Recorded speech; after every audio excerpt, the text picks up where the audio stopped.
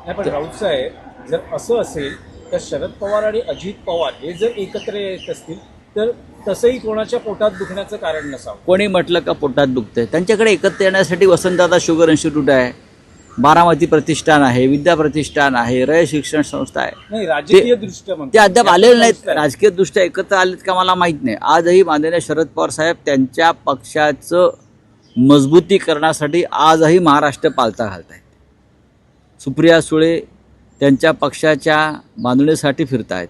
जयंतराव पाटील हे त्यांच्या पक्षाच्या म्हणजे राष्ट्रवादी काँग्रेस शरद पवार पक्षाच्या बळकटीसाठी जीवाचं रान करतायत. हे सगळे नेते जितेंद्र आव्हाड फिरत आहेत. अजूनही माननीय पवार साहेब त्यांचा जो पक्ष आहे अधिकृत त्यासाठीच काम करतायत. एकत्र आलेले आहेत ते काही त्यांच्या संस्थात्मक कामासाठी एकत्र आलेले आहेत.